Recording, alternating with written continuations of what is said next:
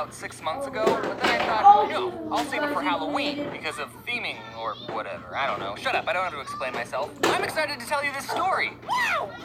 So, haunted houses. I think haunted houses, they're fine, but I don't want to brag or anything, but since the age of 16, I've never been in a haunted house that I was scared of. Granted, all the haunted houses I've been in were free and didn't have me sign a waiver, and when I was little, sure, I was terrified of haunted houses. It's just, I don't know, I think I kept telling myself that none of it was real, and then when I grew up, I just always knew that none of it was real. When you can see the severed hand is made of plastic, all the tension you previously had is kinda lost. And sure, I still get startled at the jump scares, but since they don't stab you or anything, it's always awkward afterwards. Hello? I'm just gonna walk this way now. Or maybe I don't get scared because I don't feel emotions anymore. Who knows? But there's one haunted house experience during my senior year of high school that I will never forget because it was probably one of the most traumatizing things I've ever seen. I haven't seen that many traumatizing things. And also, I won't forget it because I'm about to immortalize the experience by making a YouTube video about it. Alright, my senior year, I was part of my school's drama club. I was a theater kid. And the clubs at the school got to help do some of the activities for the school's fair. The whole school is putting on a fair, probably to raise money or something. It seems that schools are always in need of some extra cash. Have you ever noticed that? So the football team got to do the dunk tank, the band kids, like, face painted or something, I don't remember, it's not important. And the theater kids, since the fair is in October and that's Halloween's month, we got to put on a haunted house. Cool! The drama club was separated into groups, and we would each be a scary part in the haunted house. And we got to make the haunted house inside the school, so we had a lot of area to work with, and there was a lot of space in between each scary thing. My group, what we did is we dressed up as vampires, but scary vampires, and we sat at this dinner table and we decorated it with fake organs, goblets filled with blood, red Kool-Aid, and we had this freshman girl that was laying on top of the table, and we put fake organs coming out of her, you know, to make it look like we were eating her because vampires eat people.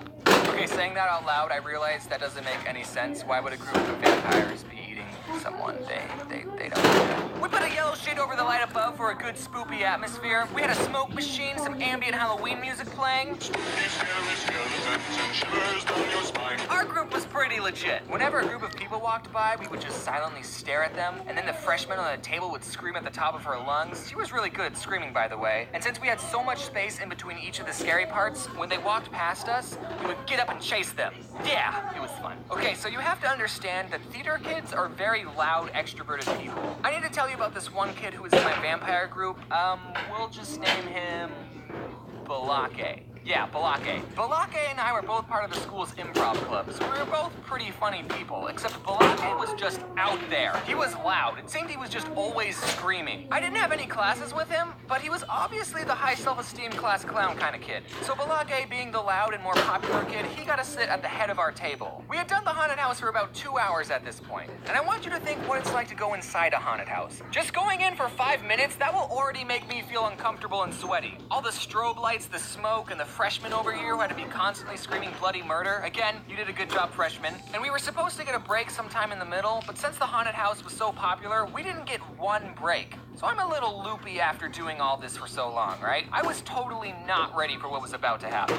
This group of people walk in, and we do our normal thing. We get up and we chase them, but Balake got pretty physical with this one little boy. Like, he kind of shook him up a bit. And I didn't see exactly what happened, but apparently this little boy was holding a fish in a plastic baggie. You know those little tiny fish that are actually supposed to be used as food for bigger fish that you can win as prizes in fairs, and 99% of the time the fish die within 2 weeks because you don't have the right aquarium equipment, so you just put them in water and watch them slowly die? You know those fish? I didn't think people were allowed to bring their new pet fish into the haunted house, but I guess he smuggled it in or something. I didn't see the kid drop the fish. Maybe Balake slapped it out of his hands. That could have happened. I just heard a scream, and I saw a fish flopping around in a puddle on the floor. Fish look like they're in so much pain when they're out of water. I don't flail around uncontrollably when I go swimming, like, calm down, fish. I'm silently panicking, because the fish looks like he's going to die in 3 seconds if we don't do something. I start thinking of places we can put the fish. Toilet. But Balake, without saying anything, just immediately bent down, cupped the tiny fish in his hands. He ran back to the table, he put the fish in an empty goblet, and then he poured red Kool-Aid into the cup. Nah, I'm just kidding. He got a water bottle from under the table because they gave us water bottles, and the fish was fine, ladies and gentlemen. It all happened so fast, and thanks to Balake's quick thinking, he saved this little kid's fish. The kid was still a couple of feet down the hall. Balake took the goblet in his hands, he walked it over to the kid, he reached out his hand to give the kid his fish,